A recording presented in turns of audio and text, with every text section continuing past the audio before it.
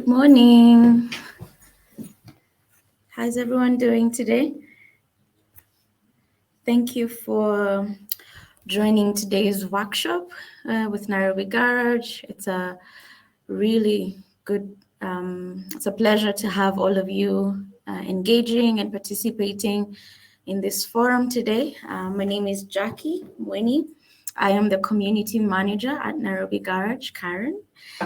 For those who may not be very familiar with Nairobi Garage, allow me to just do a brief introduction to just sort of immerse you in what we do and who we are, and the number of branches that we have that you could have access to.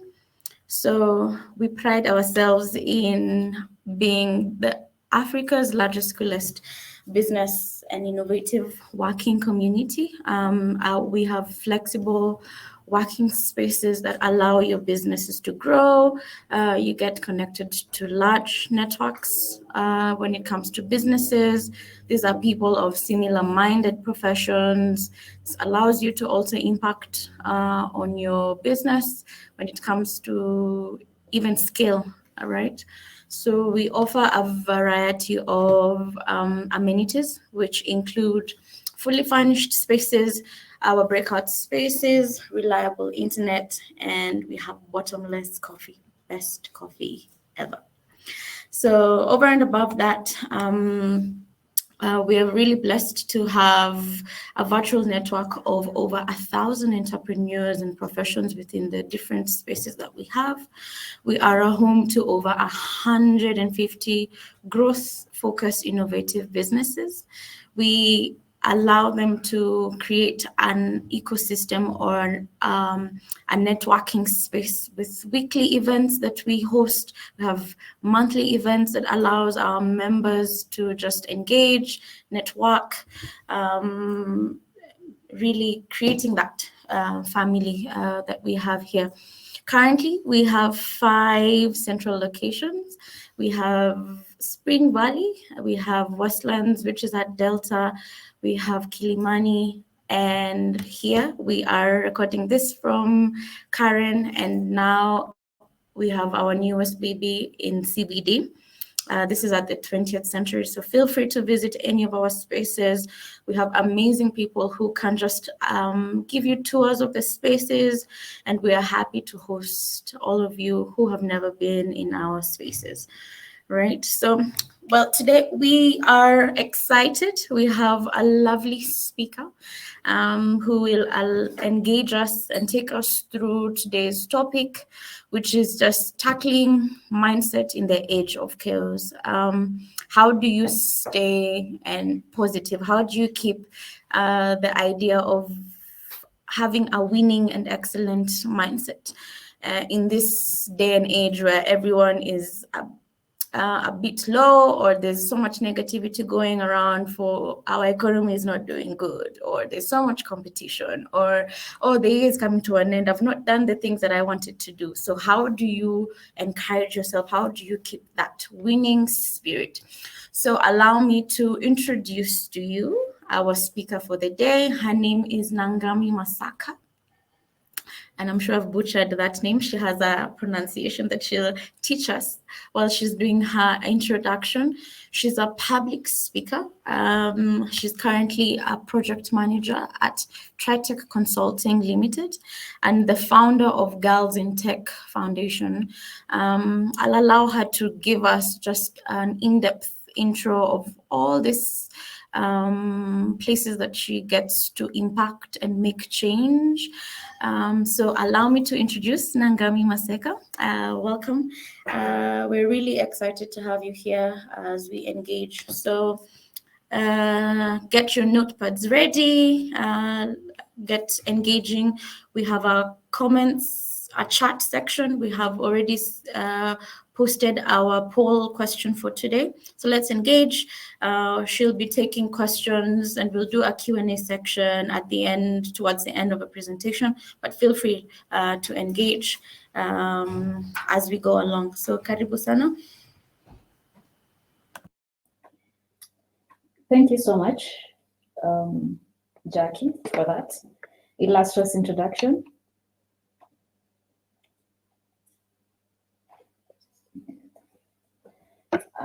Yes, wonderful. There you go. Thank you so much, Jackie, for that illustrious introduction. Wow. While you introduced it, I was thinking, who is that? Whom are you referring to? Is that me? Yeah, so I'm here. My name is Rachel Masi Nangami Masakha, but I love to go by the name Nangami Masakha just to make it short because, as you can see, I have 4 names to my name. So I prefer the 2, Nangami Masakha. That's what I go by.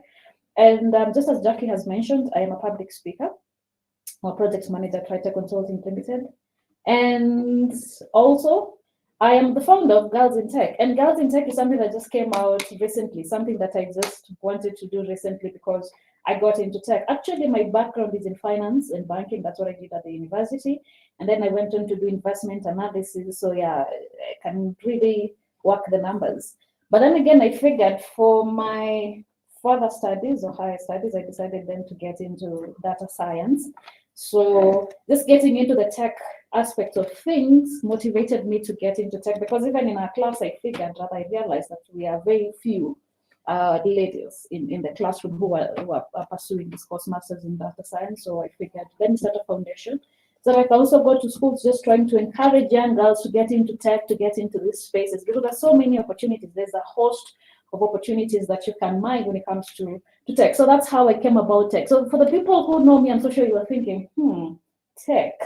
You have a background in finance, yeah. So that's how I came about tech. And then Tritech Consulting Limited. But then how I found myself at Tritech it was also a chance. And this is a story that probably I'll give to you as we get into the mindset aspect of things and how you can. Actually, I think mindset, in my view, and this is of course from a sample of one myself, mindset is something that you have to manifest. It's a root thing that you have to do. It's root work. It's something that because I know that we get into personal development and self-improvement, and you also want to get the abs and you want to look good and you want to feel good. But at the end of the day, that's just leaf work. You have to do the root work. And when you do the root work, you do everything that is going to be in line specifically with what you want to do. So yes, I've got into into the meat of things of who I am and what I am. And I think as at now, you understand who I am, what I'm about. And the reason why I'm here, of course, is to talk about mindset. Because I believe that mindset is a critical ingredient for entrepreneurs and for the people who are here, who are also professionals, but you also want to scale, you want to improve, you want to get to that next level. And it has to do with the mind, because you can have all the criteria, the qualifications, the credentials, you can have gone to school, like you have everything, you have played by the rule book, but everything doesn't seem to work. It's because of the environment that you're in. Are you in an environment that is about abundance, or are you in an environment that is of scarcity? Because you can get all the education that you need, and yet you might still be lacking in a couple of things. And something else, by the way, for those who read and you do a lot of mental stimulation, you read a lot of books, you come to realize that you can read as much as you want, but if you don't know how to read yourself, then everything else is an effort in futility. You have to understand how to read yourself. The moment you learn how to read yourself, then everything else in life becomes easy. So you can read all the books in the world, but if you don't know how to read yourself, that's an effort in futility. So I want us to get into now mindset, what it is about, or rather into our topic of discussion, why we gathered here today, which is mindset. And there are 2 types of mindsets, by the way. And I know people think there's a positive mindset and a negative mindset. Yeah, that is true, but then there's 2 types of mindset. Oh, actually, what is mindset?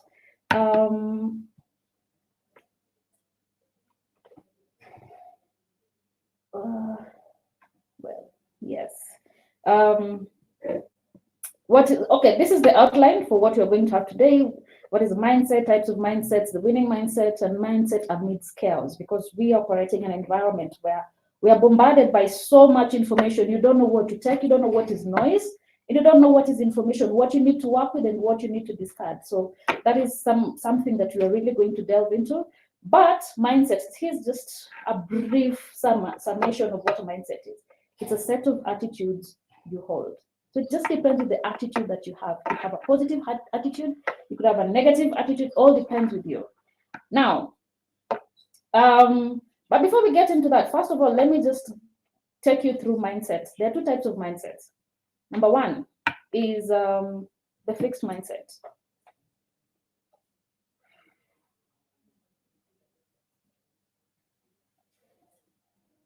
The fixed mindset and the growth mindset. So there are two massive risks, massive problems, especially when you're in the fixed mindset. And I think this is where most of us are, and we don't know that you're in the fixed mindset. Because in the fixed mindset, this is where you think that talent is everything. And therefore, because you got talent, because you're gifted, because you have the genetic inheritance, because you have the innate ability to do stuff, then of course you think that you are God's gift to mankind. So things are supposed to work out for you. You don't need to put in any effort because yes, you're gifted and you're talented. And this is very dangerous because for most people, you would realize that you get into an industry, for instance, it could be something like art. You're good at art and everybody's praising you, and you're making some quick buck out of it. And then after some time, you just realize that people begin to fizzle out.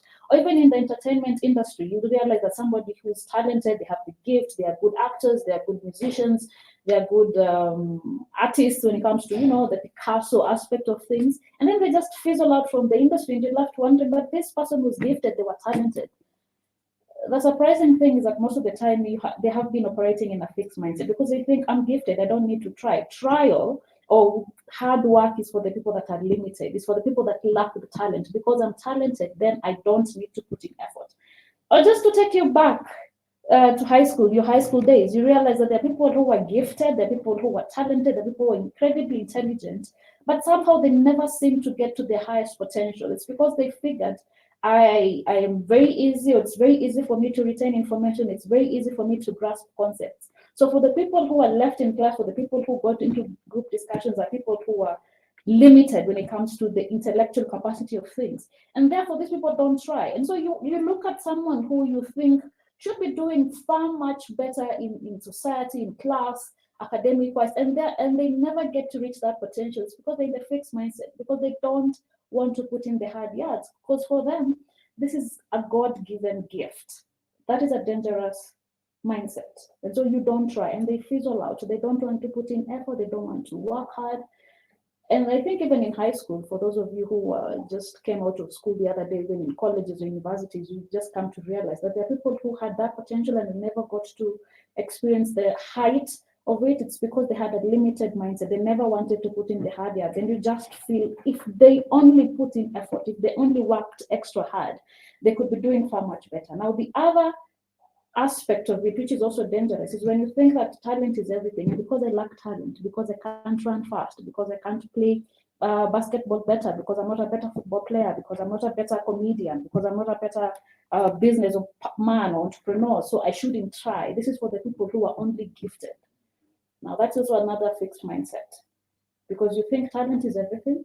I lack talent, therefore I shouldn't try, shouldn't even put in the effort. You get into an environment and then there's this imposter syndrome. But there's something that you have to remember. The first time you do something, you're always going to be bad at it.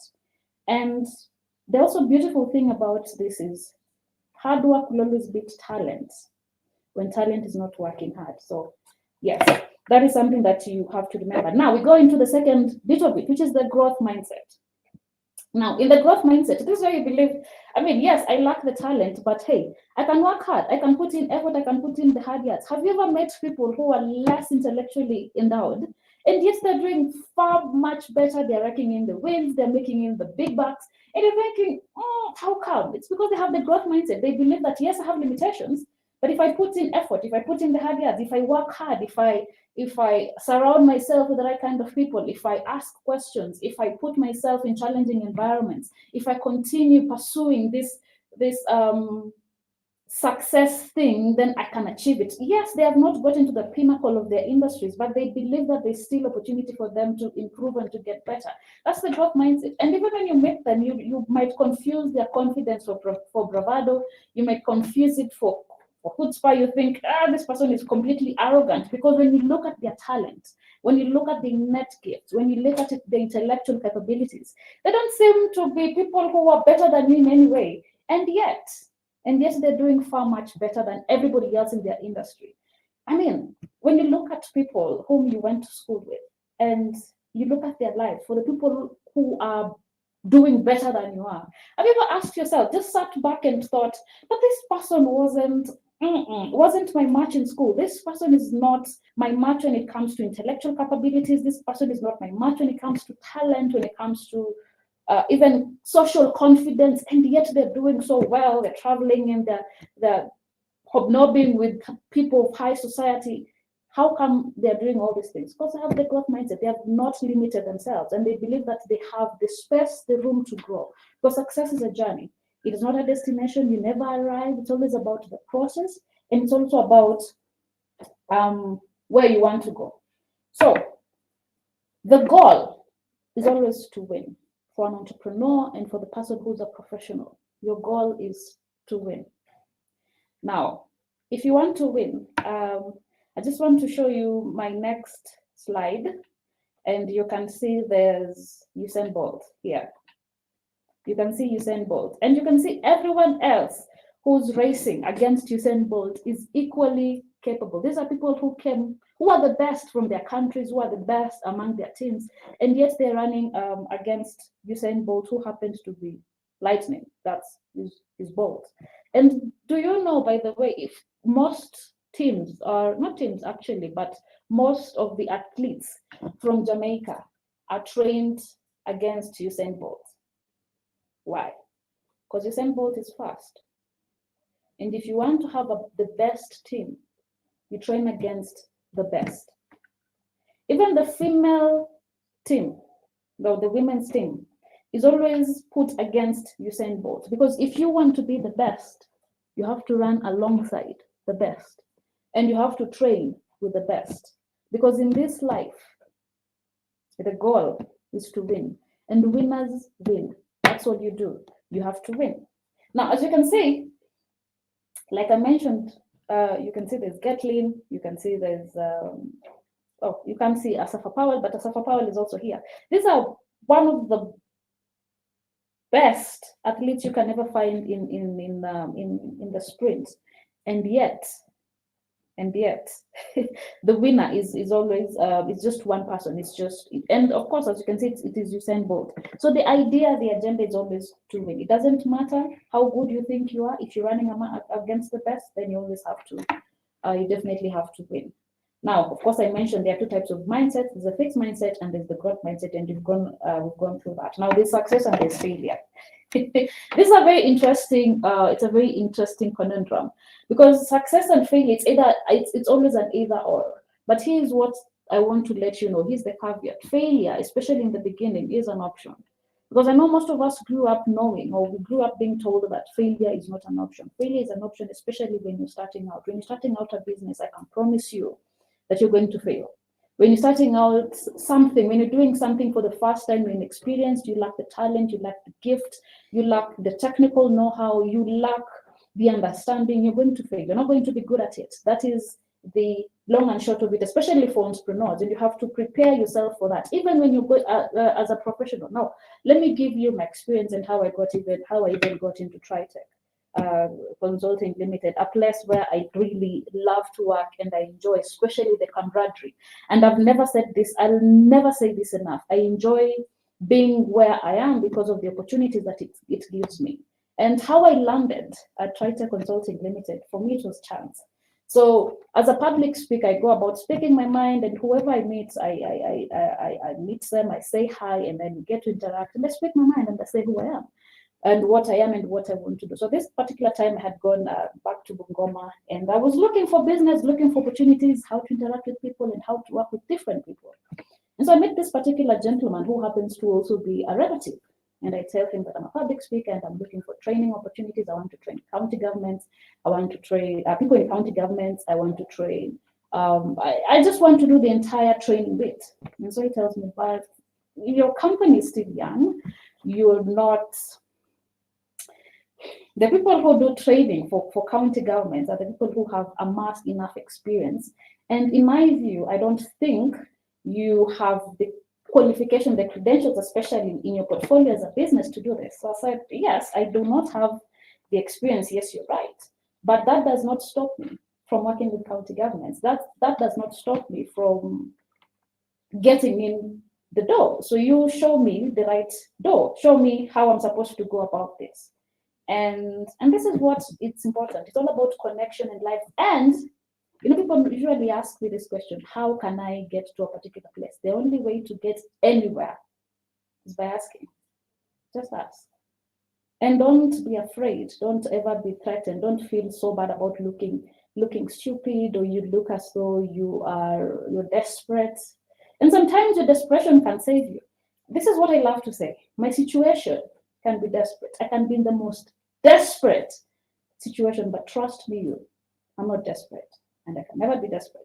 So I tell this gentleman, so how am I going to get a foot in the door? So he says, there's this gentleman that I know who does training for us, and I think he could be a good fit for you. He could be somebody who can show you the ropes better than I do. I only work for the county government, and I'm telling you what I know about how the trainings go, but let me connect you to somebody who does the training, and this person is going to show you the ropes and show you how you're going to start, especially for someone like you who has amateurish experience. And I accepted that I was an amateur in this industry. And sometimes you have to be accepting of where you are as a person, as an individual, because sometimes you really love to say that I'm the best at what I do, and I'm worth my salt, and I'm worth my time, and I'm worth my value. But in the beginning, you have to accept that you lack the experience, that you lack the connections, and that you are an amateur and you're willing to be short the way. So he introduces me to this gentleman, and I tell the gentleman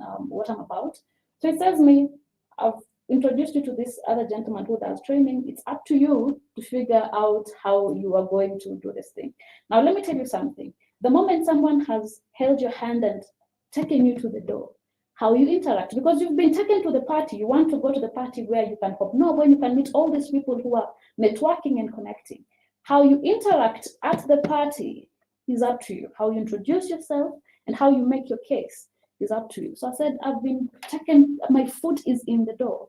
How I'm going to interact and how I'm going to present myself is up to me. So I gave, of course, this gentleman a show. Tell him, and talk a big game and tell him, this is what I can do and this is for you. This is something else when you're getting into business. It is always about the other person, not about you, not about what you're about. People don't care about your credentials and what you went to school to do. What is in it for me? So I talk a big game. I tell this gentleman what is in it for him, what he stands to gain by having me in the business, and how have the potential of bringing in more money. And of course, he can listen to what I'm saying. And probably, as you have noticed, I'm also good when it comes to selling myself. I'm very good at selling myself, and I'm very good at waxing lyrical. And I did put up quite a show. And the gentleman tells me, well, I do trainings, and as I can see, you're somebody who can not only do training, there's so much that you can do. There's so much that we do in our business. And so I would like you to come in, not only do the training, but also something else that we do. And I said, okay. And he tells me, you come to the office tomorrow and I'll show you your space. I'm sitting there thinking, I was not applying for a job. I was only looking for business. Now I got a business and I got the corner office, just like that. And yes, probably it's luck. And I'm going to tell you this. This is something that most entrepreneurs don't tell you. That success sometimes is also a combination of luck and timing. This is something that is not said enough, because I'd really want to sit here and tell you that I got there because of sheer hard work, and I really worked hard, and I burnt the midnight oil, and I did all this. Yes, those preparations. As you can see, I have been preparing for quite some time. But when that opportunity presented itself, I was ready.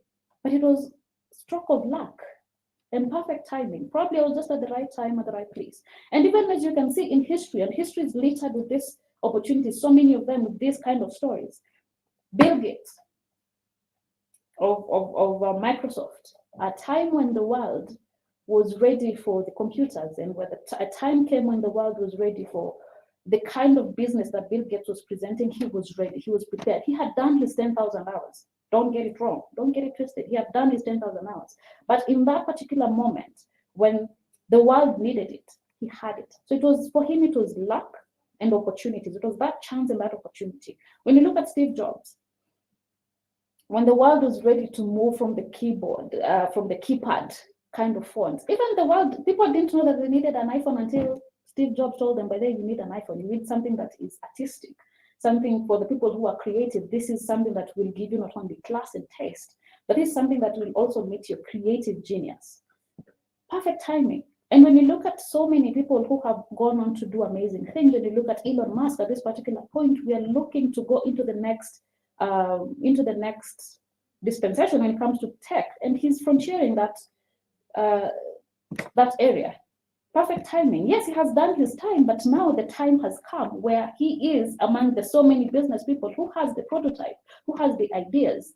So for him, it is time and also chance, because if he came in early, nobody would want what he's presenting. And if he came in late, the market would already be saturated. So it's timing.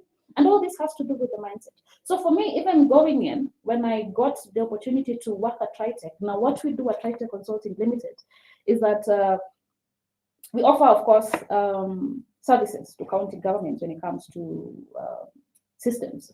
That's what we do, revenue systems. You can check us out on our website, Tritech Consulting Limited. That is what we offer to county governments. And mindset, I always wanted to get into tech. I didn't know what I was going to do in tech. Like I mentioned in my opening statement, I told you that I have a foundation called Girls in Tech, because I had gone back to school to do data science. And so I'm seated here in an environment where we are doing revenue systems and they need data analysis. And here I am doing data science. So again, time and chance. What a brilliant time for me to be there. What a brilliant opportunity that has presented itself. But for me, it has always been mindset, because like I told you, I went to school to do finance.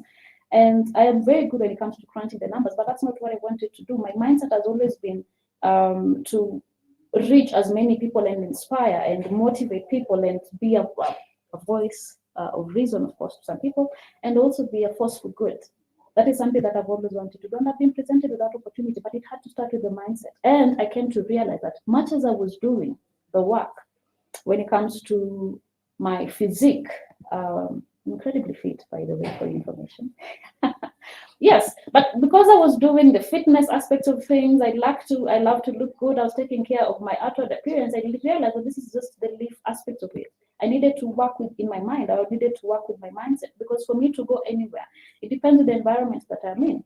And I had to take myself from that environment. So failure is an option. When I started out, of course, it has been 3 years since I started out this public speaking journey. And for me even to get here, to be given an opportunity by Nairobi Garage to come in and be a speaker, this is not something that just happened to me. It's because I've done the work. It's because I also have a winning mindset. I believe that anything that I desire, anything that I want, if I work hard enough, I am going to get it. Now, manifestation is incredibly important, because you have to put it out there in the universe. You have to speak it. You have to confess it. You have to profess it.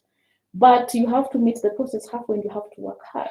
So that when success comes, you can be appreciative of where you're coming from. For the people who know my story, I mean, I've said this a couple of times. I've been locked out of my house so many times.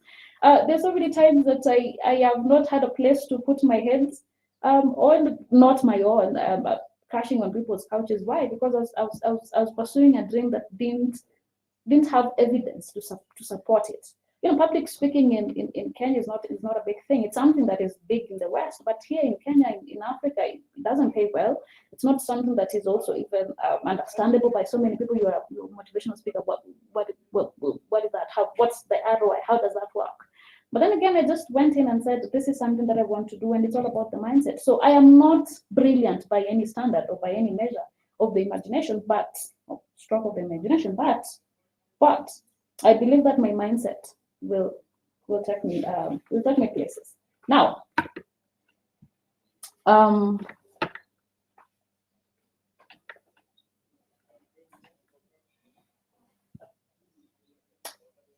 here it is. Failure is not the opposite of success. It is part of success. Something that I've mentioned.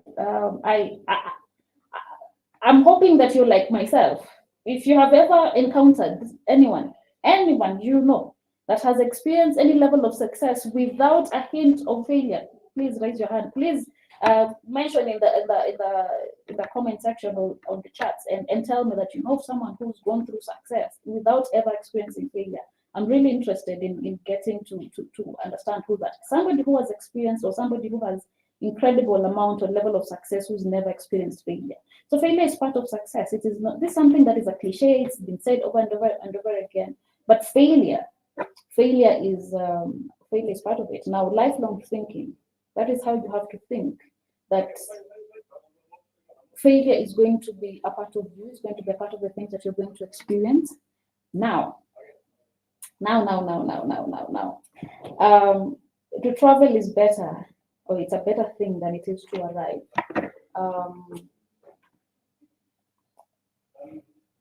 And here you can see Muhammad Ali. I love Muhammad Ali. For people who love boxing, actually, I think I started loving boxing after I went through the story of the legendary himself, Muhammad Ali. And he says, I am the greatest. I'm the greatest thing that ever lived. I don't have a mark on my face, and I upset Sonny Liston. And I just turned 22 years old. I must be the greatest. Now, let me give you background story to this story, this Muhammad Ali story. So Muhammad Ali, this is in the 1950s or 60s. You can correct me. Don't quote me on that. I'm not so sure about the exact dates in terms of the year of the year when this happened. But Muhammad Ali is the one who coined the term GOAT, the greatest of all times, and he started calling himself the greatest, even when nobody knew who Muhammad Ali was. So this is a young chap. He's an upstart. He's called his name. He was called Cassius Clay. That was his name, Cassius Clay. So Cassius Clay just gets into boxing, and he believes in himself. This is the mindset, typical of a winning mindset. And when you look at Cassius Clay does not have the genetic qualities of a boxer. He's not physically built for boxing, and then he's erratic in the boxing ring. When he was going for training, he's erratic. He doesn't have the height, he doesn't have the weight. He's just there. But he says, I want to box. And of course, he meets the threshold, the bare minimum for a boxer. And hope he gets into the competition, and he begins to fight. And so he starts to win one fight after another. But it seems as though this is just luck, because he's running around. The only thing that Muhammad Ali had to his advantage, was the fact that he was agile. He was incredibly fast in the boxing game, but anything else, when it comes to throwing the punches, when it comes to defending himself, he was just a typical amateur. And he was loud. Anybody who's looked at Muhammad Ali in the previous videos when he was incredibly young, he's poetic, yes, but he's loud. He runs his mouth. He's just, as you can see, he's just somebody who's untrained when it comes to professional boxing.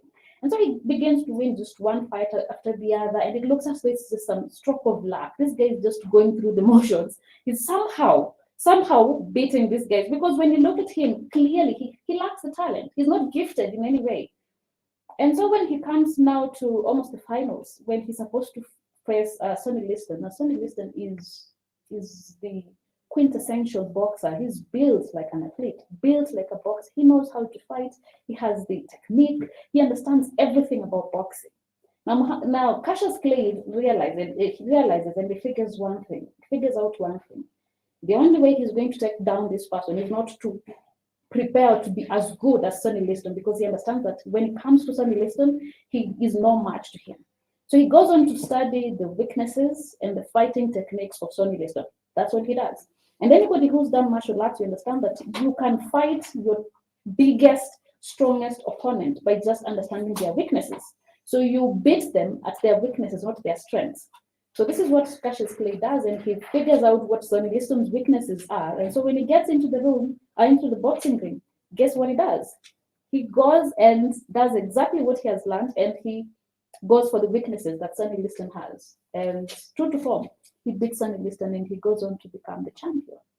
And so people are thinking, who is this young guy who's been going around? Because after every win, Cassius Clay will just say, I'm the greatest boxer, and I'm the greatest fighter after every fight. You know, when they have those interviews and they ask you, what do you think about this competition? Yeah, I'm the greatest, and it just some people are thinking, the nerve, you're not even as good as you claim. And then one day he just beats Sonny Liston, and true, this guy is the greatest.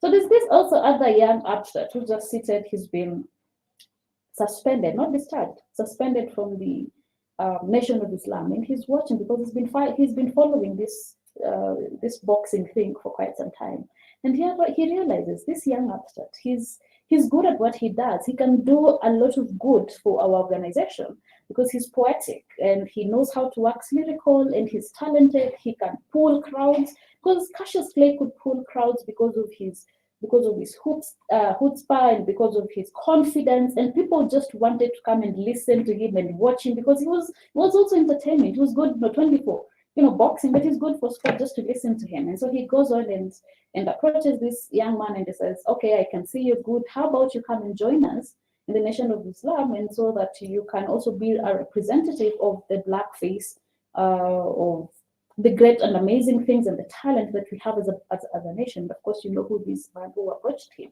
His name was Malcolm X.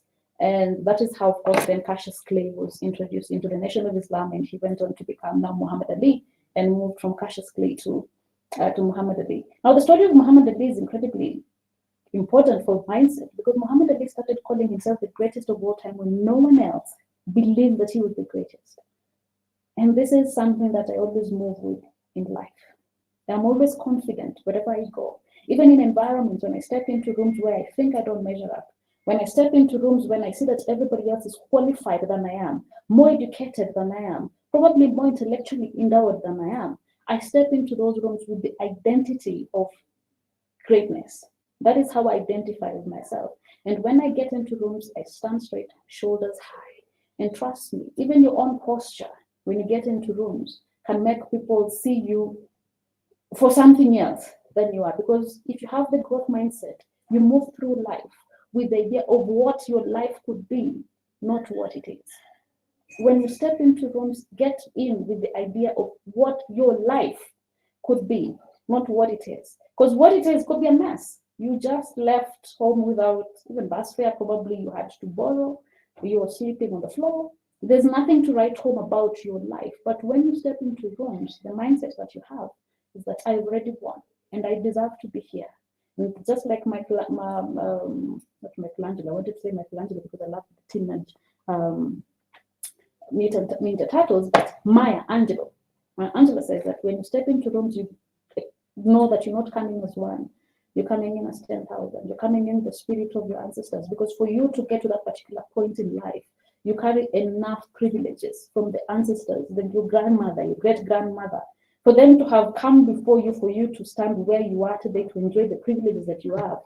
That is the privilege of the DNA that you carry. You carry so many people, because you could have come from a totally different environment. You could have come from totally different backgrounds that would not have given you the privileges that you have. So even when you stand in platforms and opportunities, because I'm assuming that people who are here, entrepreneurs and professionals, you've been afforded opportunities, you've been accorded privileges in life that not so many people have. So you have come because people, life designed that people, your great-grandmother met your great-grandfather, and then your grandfather, and then your mother and your father met. That was fate working in your favor.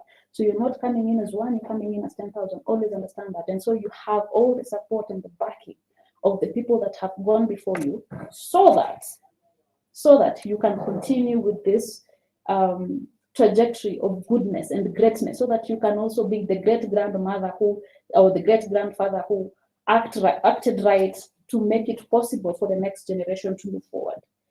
You come in not as one, but as 10,000. So always have that winning mentality. Not a couple of weeks, actually it was a week ago, maybe a couple of days ago, we went for a training, and this was a training for board of trustees. It was for a board of trustees. And do you know who this board of trustees were? Most of them are professors, and most of them were doctors. I'm not a doctor, I'm no professor, but I stepped into a room full of people who have more intellectual power than I do. And I stood before them to offer some level of training. Now, I don't want you to get it wrong. The moment I set foot into that room, I felt intimidated. I felt like I didn't measure up. I didn't deserve to be there. I don't think I have what it takes to tell these people something that they don't know. What do I have to tell them that they don't know? They already know much more than I do, and probably change. And yet, I was in that room. And it had to be with my mindset. Because when I stood to give my fair share of the training, there's that imposter syndrome, there's that level of that feeling of I don't deserve to be here. But it has to be with the growth mindset. I'm not there yet. Like I said, I'm not brilliant by any standard. But with the mindset that I carry and moving forward, I know that every room that I walk into, I deserve to be there. There's a reason why I'm there. And there's a reason why people will pay top dollar. There's a reason why people will pay enough to come and listen to what I have to say, because they believe I have something that they need to hear. Even when I don't believe it. Even when I don't believe that there's something that I need to tell these people that they don't already know. That is a mindset thing, and I have to work on it every day. That's why it's called personal development. It's self-improvement. The journey or to travel is better than to arrive. It's all about the process. It's all about the progress. Because for you to get to the pinnacle of any industry, you have to travel. And when I started at the foot of the mountain, when you start at the foot of the mountain, really, when you look at all these real estates that you have to cover, you don't think that you're going to get to the top. But when you take one step and one pebble at a time, you realize, this is something that I can do, and I've got what it takes, and I can do it. So yes, and you need to have that can-do. You need to have that can-do attitude. And of course, mindset is something that we are going to talk at great length for this discussion, because it's all about mindset. Now we go on to the next one, because we've covered the Muhammad Ali bit. So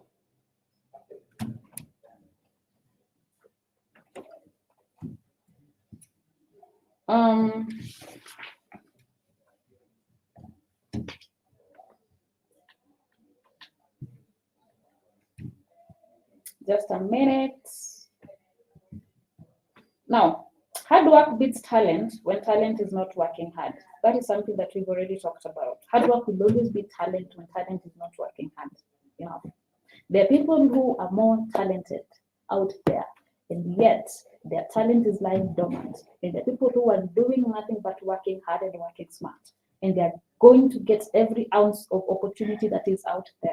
Because when you're sitting there thinking, I'm talented and I'm God's gift to mankind, the people who are working hard, the people who are working smart, and the people who are not anywhere compared to you, they tell in comparison to you when it comes to talent, are going to beat you hands down. So when talent is not working hard, of course, it's going to be beaten hands down. Now, destiny. Destiny is when you find something you are never looking for, then you realize you don't need anything else.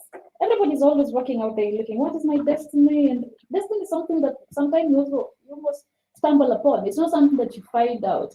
It's with the same thing about passion. Some people tell you, you look for your passion, and you're wondering, how am I going to look for my passion? How are you going to look for passion? Is it something that you find? Passion is something that you consistently look for. It's not something that it's just written, it's cast in stone.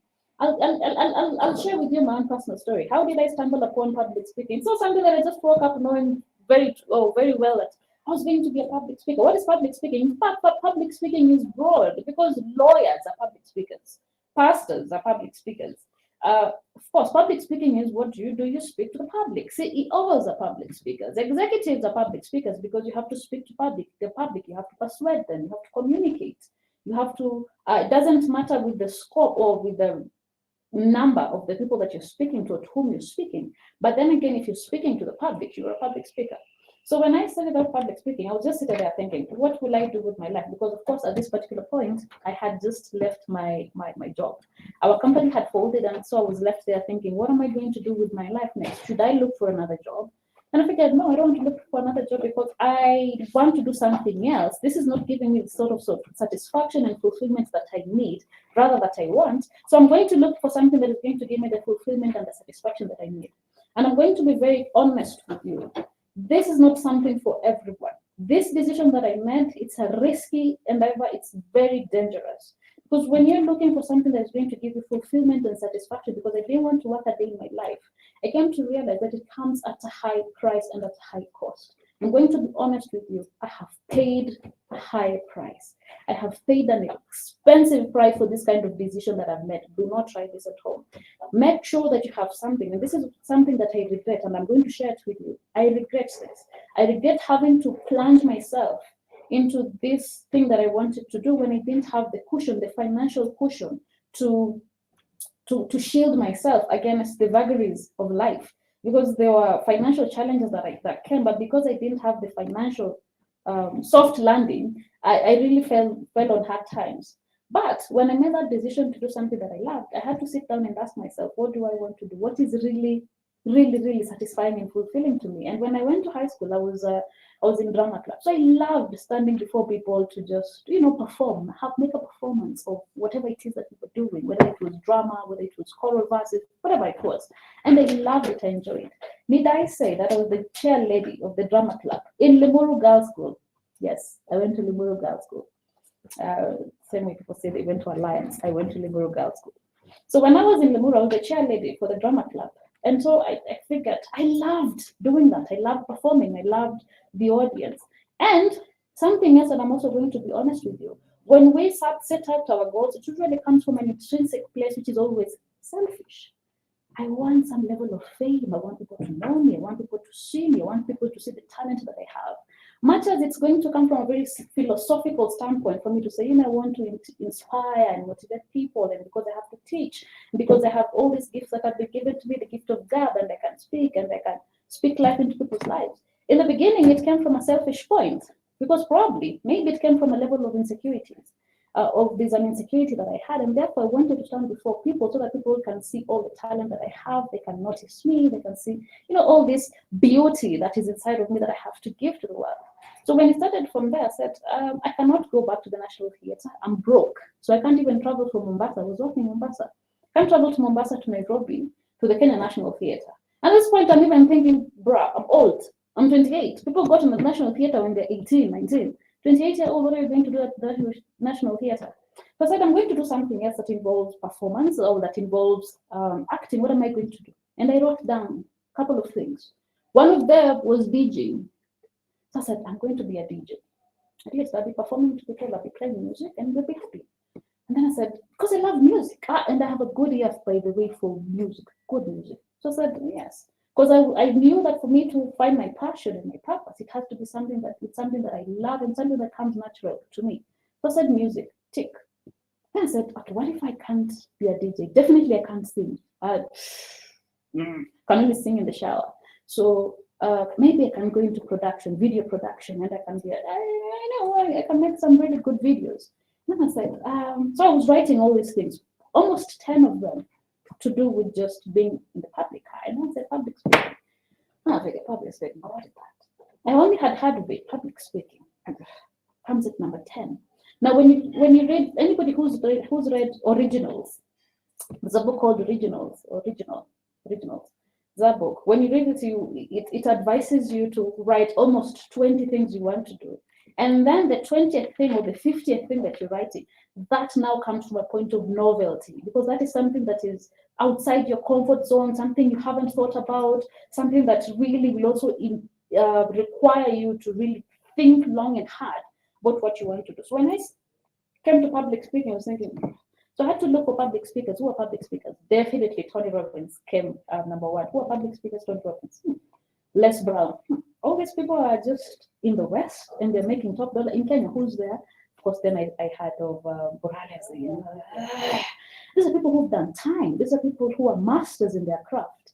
And so I went to Africa and I said, who is one of the speakers in Africa who's done brilliant work? I found a gentleman by the name of Osita Bekwayo.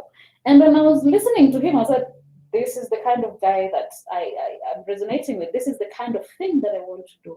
And so I settled on it. Now, this is somebody who has won competitions for as early as 17, when he was 17. So clearly, he's done his fair share of time. And I was comparing myself to this guy. I said, this is how good I want to become when it comes to public speaking. And that's how I got into public speaking. And I said, I'm going to give it a shot. It's something that I can do. I don't have the experience as at now, but it's something that I'm going to work on. And guess what? It has been 4 years. 4 years. And I'm nowhere close to where I want to be. But I'm still doing my time. And I'm still going to do my 10,000 hours.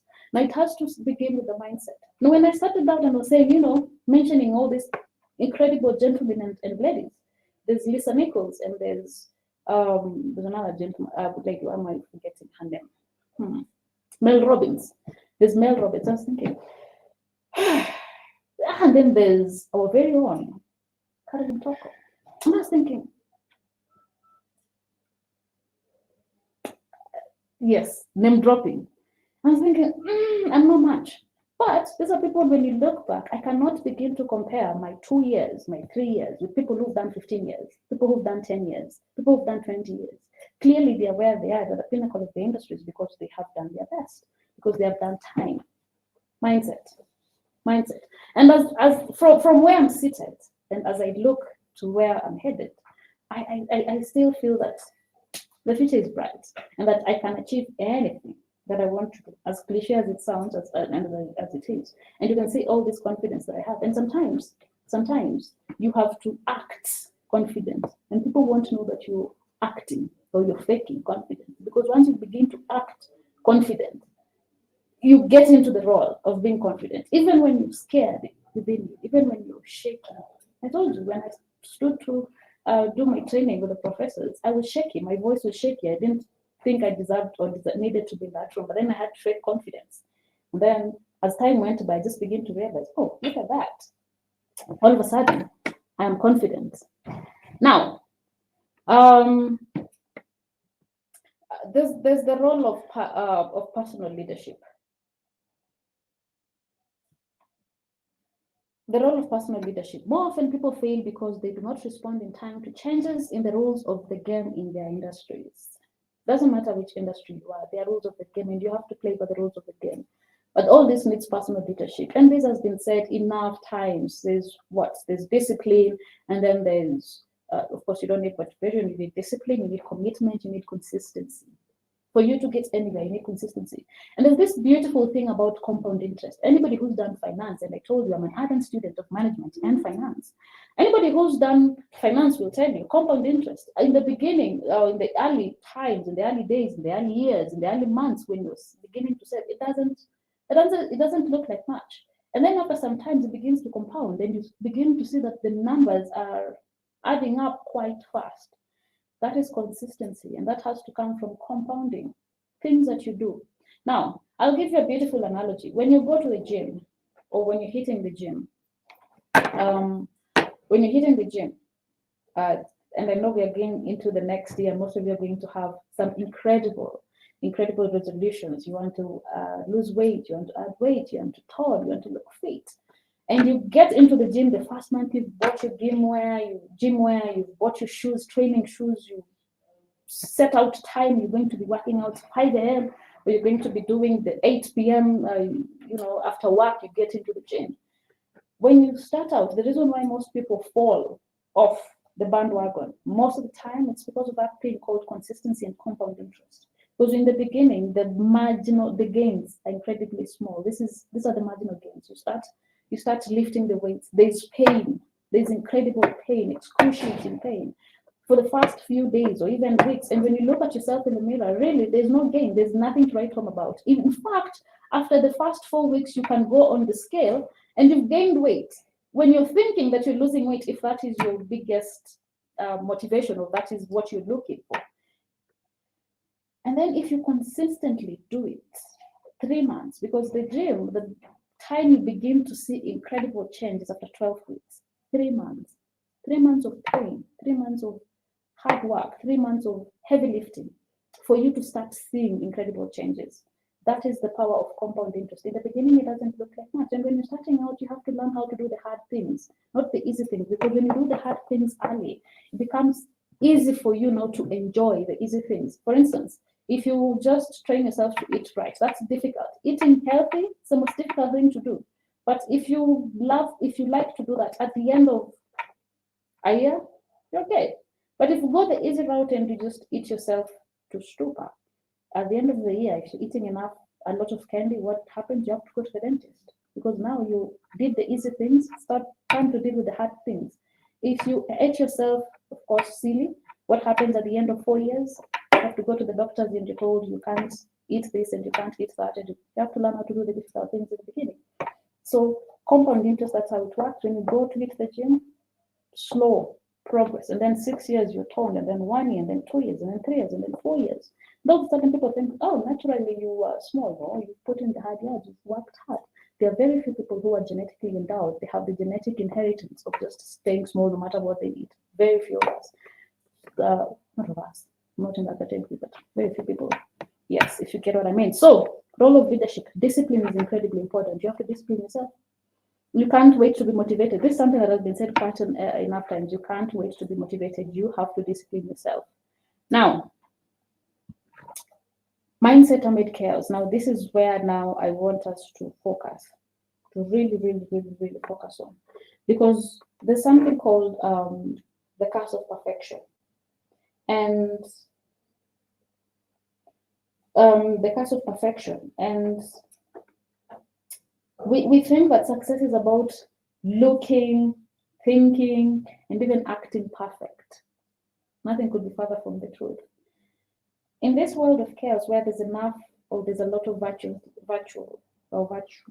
signaling, this is where you go around and showing how virtuous you are for people to notice you and to be like, oh, she's virtuous and she lives life like a proper, correct individual. You're stoic in what you do. When you pursue perfection, especially perfection is for the people who have some level of insecurities, because why would you want to be perfect?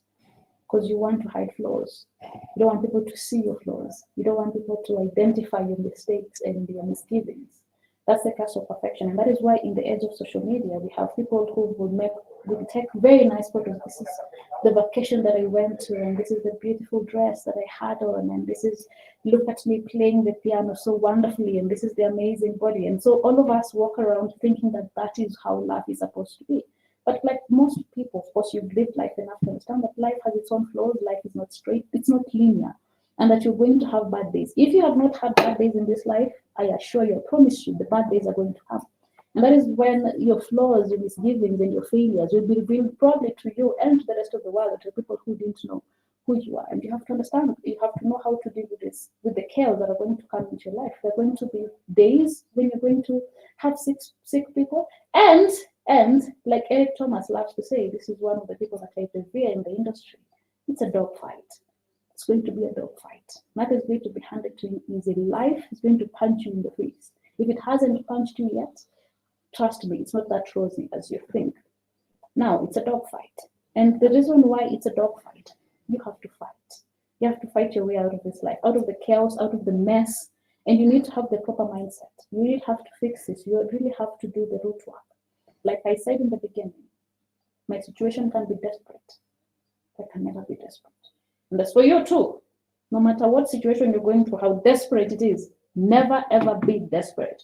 Don't act like anybody who's desperate. Don't act like somebody who's desperate. Hold your head high. Understand that it's going to get better. That there's going to be peace and calm after the storm. I know there's normally say that there's the calm before the storm, but then there's also going to be calm after the storm. Things are going to get better. Things are going to get easy. It doesn't matter when that's going to happen. It can happen in a year's time. It can happen in 2 years' time. It will take as long as it takes.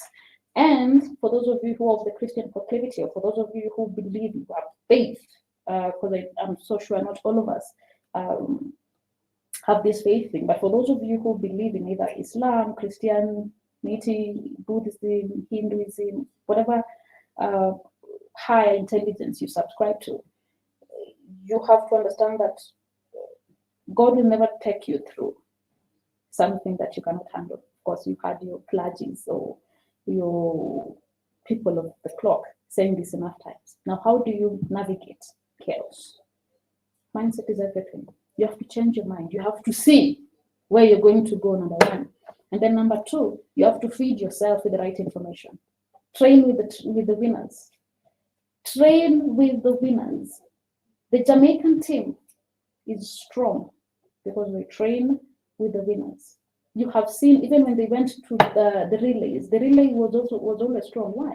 Because they had one of the best athletes in their team, Usain Bolt. So they were training with a winner. It was only paramount. It's paramount, of course, or it's only fair to say that they're going to emerge the winners. Train with the winners, number one. Number two, what you feed yourself. You will always know when you're in chaos. You will always understand. You will always know when you're going through the murky waters. It will make sense to you. Understand that you're going to be bombarded with noise, and there's something that is going to be information. Pick what is information to you.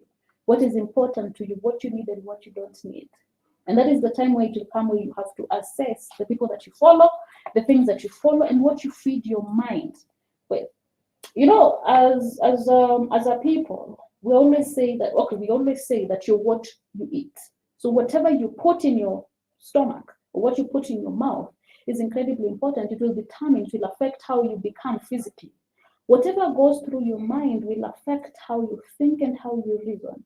And you can either decide to up this thing or you can decide to dwarf it, depending with the kind of information that you're looking to. When you are in the trenches, when you are going through such a hard time, be careful and be very, very, very critical about the people that you look up to and the information that you feed yourself.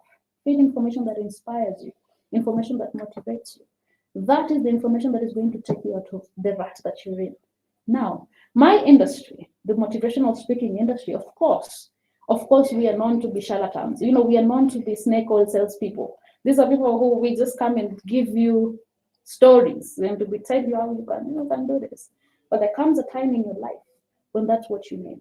There comes a time in your life when you cannot speak sense to yourself, when you cannot motivate yourself, when you cannot have the level of discipline that you have. You need to get that from somewhere. You need to get that from someone. It could be a preacher, it could be a motivational speaker, it could be your mentor, it could be someone else. In the age of chaos, especially a time like now, in the age of social media where we are bombarded, you go through social media sometimes and you think you're missing out.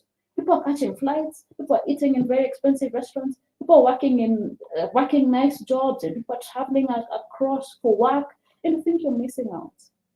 That level of chaos, businesses seem to be booming and people are telling you the numbers that they have. And when you meet people who's an entrepreneur like yourself, how is business? And they seem to having the investors and they have angel investors in and they have VCs and they're pitching left, right, and they're getting all this seed money.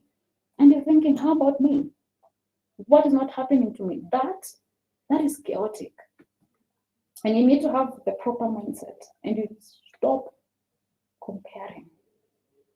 Now, here, this is where I'm going to do the motivational thing. The greatest stealer of joy is comparison.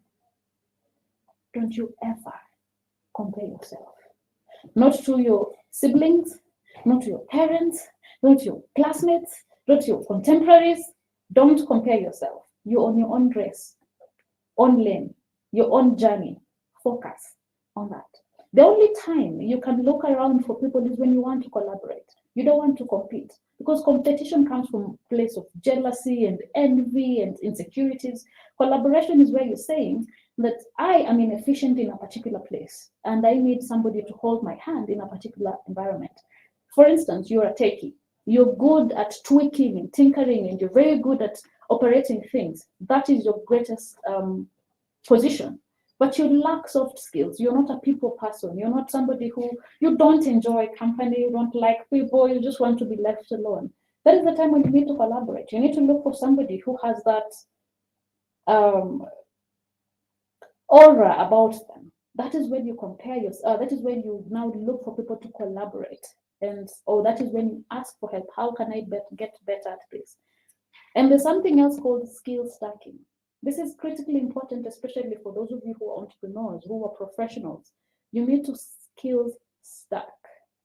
I'll give you an example, a good example of Steve Jobs. When you look at Steve Jobs was awkward. He was awkward looking. And even when you look at his speeches in the beginning, he wasn't the master that we saw probably before his demise. But because he went through that skill stacking, number one, when he went to school, before he dropped out of school. And this is something that I also want us Africans to stop saying that, so and so dropped out of school and so they're doing so well. Those are people in Western countries and you're naming white boys. You're a black person in a third world country. You cannot go around having such conversations. You need to get those papers, because before anybody listens to you, especially if you're coming from Africa, sometimes they want to have your academic credentials. You could be the most qualified person. But if you don't have the kind of networks and connections, make sure that you have the qualifications that are needed. That is just the barest minimum. Have that. That's one. Now, skill stacking for Steve Jobs, like I was saying, he went back to school and he went into calligraphy class. He dropped out of everything else, but went into calligraphy class because he found it interesting and he completed it.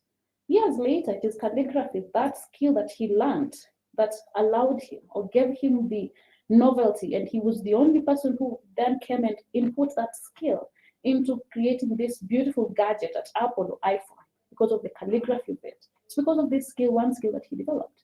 Steve Jobs is one of the best marketers of his time, or rather of our time, because he learned the art of marketing. He wasn't the best public speaker, but he learned marketing and he learned sales, how to sell himself and how to sell his product.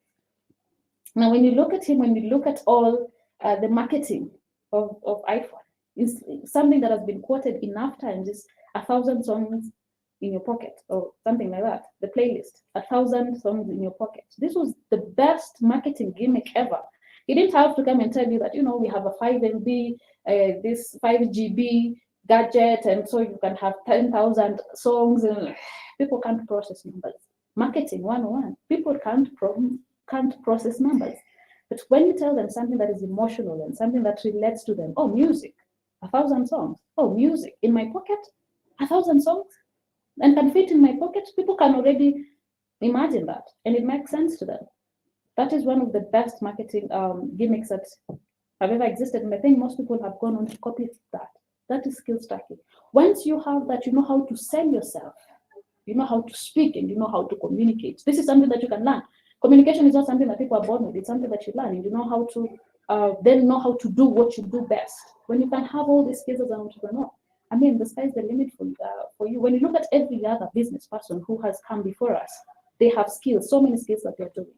Now, I want to wind up with the question and answer session. So if any of you has got any question for me before I give you my closing remarks, please feel free to ask the questions.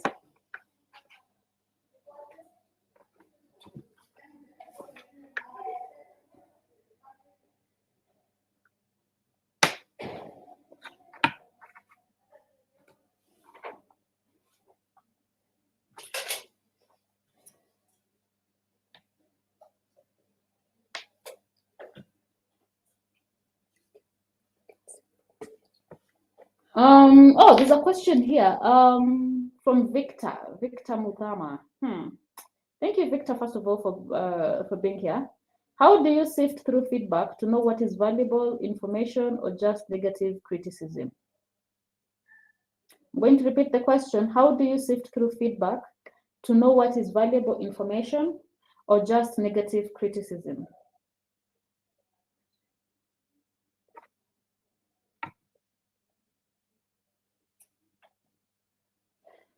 Oh, yes. Now, you want to know how to sift through what is valuable information and what is negative criticism. Now,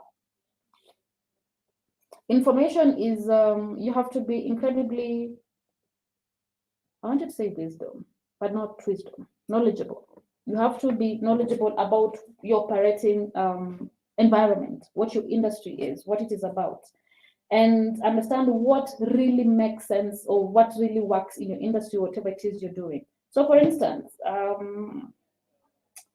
there's an interesting conversation that was going on Facebook. I think the other day, it should be yesterday or the previous day, and people were talking about, this is something that is unrelated to business, but we'll get into business entrepreneurship. So people were talking about recliner seats and how they are ugly, they're expensive and ugly, but also comfortable. So if you're somebody who owns a recliner seat, of course, this is something that is going to pinch you a bit. You're like, this is something that I spent quite an amount. I spent a pretty penny on this investment for somebody to just come out and say this is ugly and this is it is bulky and it's hogwash. That is, you would think that is negative criticism. Is it negative criticism, number one, because people are criticizing that seat, or is it now valuable information for somebody who was thinking of buying the recliner seat? At the end of the day, you have to ask yourself, what is it that you want? Because you can never please everyone, and you can never get something that is 100% for everybody. Everybody will always, I mean, recliner seats. I don't have recliner seats, but I felt the things, but I love those seats. Or would someone even be offended with having recliner chairs? But what is important is it comfortable to you to have a recliner seat? Yes, it's comfortable. Is it something that you want to buy? Yes. So do people love them? No. But do you love them? Yes, I do love them. Now, that is just something that was off topic, just for me trying to tell you. If something you love, it doesn't matter how many people have said it doesn't work, they don't love the recliner seats, they're ugly, they're bulky, and all that kind of stuff. It works for you, it's something that you see yourself having, it's something that you see yourself owning, it's something that gives you joy, then go ahead and have it. Now, valuable information. What is important to you? You really have to understand what really works and what really makes sense in your industry. What do you need for your business, for your profession? What do you think is important? You have to be, we live in the technological revolution, the fourth industrial revolution, where we are in the digital space, where we are building up on the third industrial revolution. So you have to ask yourself the information, go and look for the information that you really need and you think that is important to you. And then you will tell them the difference, what is negative and what is valuable, what works for you. You can also know the distinction, because you cannot operate then in an environment of ignorance. You can't afford to be ignorant. You have to know everything in your industry like the back of your hand. So once you understand that, then you can know what is valuable and what is just hate. Yeah, I've gone on a rant on that, really taken quite, but the long and short of it is, number one, information. Have enough information in your industry, know what happens in your industry. You cannot afford to be ignorant in this day and age. And if you understand, if you have all the information, then you will know what is negative, what is positive, what works and what doesn't work.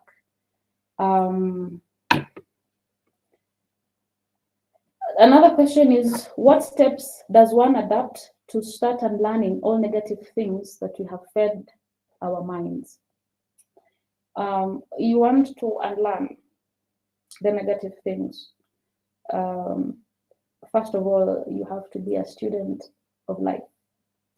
And if you come from that school of thought that you're a student of life, you understand that yours is a constant pursuit of learning. You remain teachable. And when you get to a point where you see what's not working, first, that's the first step. You have done the same thing over and over again, getting the same results. Clearly, there's something that needs to change. Clearly, you need to unlearn something. There's something that needs to be done. So once you realize that you need to unlearn because things are not working,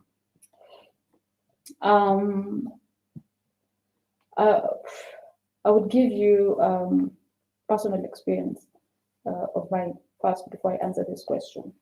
When I wanted to get into this public speaking thing, and I will always get back to that because for me it's a labor of love.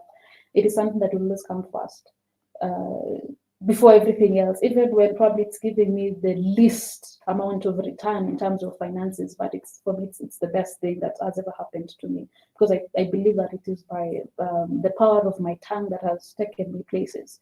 So public speaking for me always come first.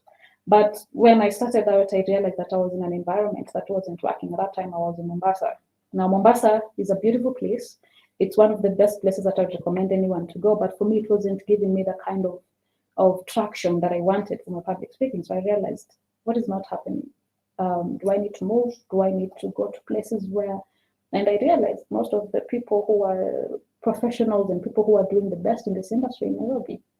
So I enjoyed being in Mombasa. I didn't want to leave. It's quiet, it's peaceful, life is slow, it's cheap, there's no rush, there's no pressure. But then I had to get out of that comfort zone to come to Nairobi. I had to unlearn a couple of things. And when I came into the city, it was tough, because then I had to knock on doors and I had to learn how to speak to people, how to present myself and doing all that kind of stuff. So I realized that there's unlearning I had to do. I had to change my mindset. I was, people who are in Mombasa will tell you there's a different mindset that is in Mombasa, and there's a different mindset that is in Nairobi. And for you to go to the next level, you have to move from the environment, because sometimes even you can be in a growth, you can have the growth mindset, but if you're in a scarcity environment, you're in an environment of scarcity, where you're people who always talk negatively about prosperity and about success, and always criticizing elites and people with money. In that environment, doesn't matter how growth of a mindset you have, that environment will always limit you and you have to get out. So step number one is understand the environment that you're in. Number one, are you in the environment that is going to support whatever you want to do, or are you in an environment that is limiting you, one. And then two, now take the necessary measures and find the people who are doing what you want to do and learn from them. It could be virtual, it could be mentors. You can look for them one-on-one and learn from them. And nowadays, you don't even need to have mentors where you learn from them one-on-one. You can have mentors online. People you've never met, probably you never meet in life, but they mentor you in one way or the other through their own lives. Because nowadays, people are operating their lives online, and so you can follow what they are saying and you can do what they do. But be careful, never, ever, ever, ever put anyone on a pedestal, because you deny them the chance and the opportunity to be fallible and to be human beings. Because if you put anyone on a pedestal, you're telling them, please don't fail me, please don't be human, please don't say anything bigoted, please don't do anything that is, don't cheat on your wife or don't cheat on your husband. And then when they do that, you'll be disappointed because you put them on a pedestal. Allow them to be human. Yeah. So all the negative things that you want to unlearn, understand the environment that you're in, and then take the necessary steps, and then train with winners. That's all I can always say. That's what I can always say. Train with winners. See to the people who have won. And how do you get there? Learn, find something. Life is not linear, and it will not give you everything on a platter. Some things you have to look for them, because like I told you, it's a dog fight.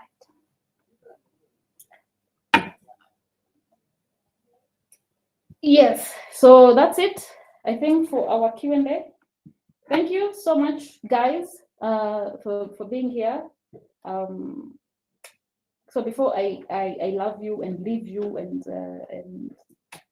and see you the next time, a big thank you, shout out, as usual. You had in my name, Nangami Masakha, so lazima nitume salamu. Thank you to my team at Tritech for hopping in to the conversation. I saw Teresa. Teresa, you were typing and then you just left. Please, Teresa, why did you do that? I was interested in reading what you had to say. But thank you so much, guys, for coming on board, for supporting me, for being here to listen to this conversation, and everybody else who has been a support system to me. Thank you so much, of course, then to Nairobi Garage for this opportunity. It's an illustrious one for even allowing me to grace your offices and the location. By the way, for the people who've not been here, it's quite a beautiful, it's a plush environment. It's very peaceful, quiet, serene, the ambience, really nice. But thank you so much, guys, for having me. It's been a pleasure to interact with the people on the platform. I hope that you have found there's so many things that I've said. I guess probably piles of wisdom, or one or two or three things that you could that could be take home. And over and above, let's connect on my social media platforms, Nangami Masakha, LinkedIn, Facebook, Instagram, and TikTok. I am not on Twitter. It's too combative for me. So yeah, I'm not on Twitter, but every other social platform, I am there, apart from also Snapchat. But yeah, let's communicate, let's chat, and it's been a pleasure being your guest speaker. Thank you so much, and over to you, Jackie.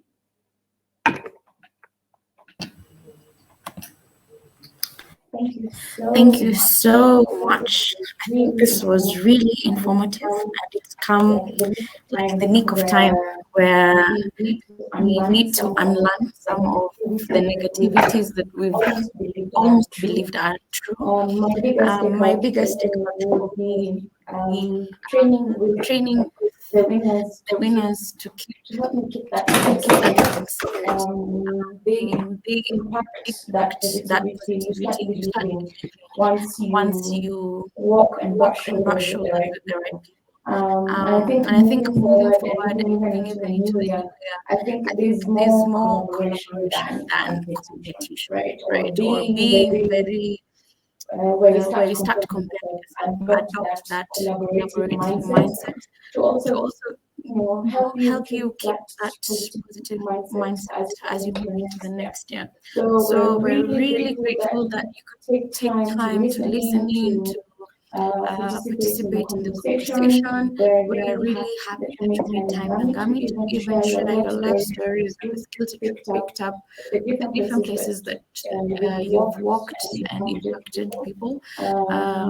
We hope that we will at least get close to having that sort of courage that you've had to even dare yourself to walk with the right people, being in that room, even when you didn't even leave it to yourself. yourself. So we're So we're really really happy. happy. We We welcome you welcome you to to even even join join and and come come one one from from our our spaces. spaces. I I have have posted posted a a virtual virtual tour tour in in the the chat chat section. section. Please feel Please feel free to free to take a take a look. look. As As Nangami Nangami said, this said, is this is a a really really serene serene environment. environment. So So welcome to welcome to Karen. Karen. Feel free Feel to free to visit visit all all our our other other branches branches in in Nairobi. Nairobi. We We love love you. you. We We hope hope that that you will you will join me in join in our our next next session. I session. will I will also also post post all our all our social social media media pages pages on the on the chat chat section so that section so you're that you're able able to to jump jump on our on our next next workshop. workshop. Thank Thank you. Have you. a Have a lovely lovely day. day. Happy Happy holidays holidays in case we don't meet don't meet again. again. Thank you so Thank you much. so much.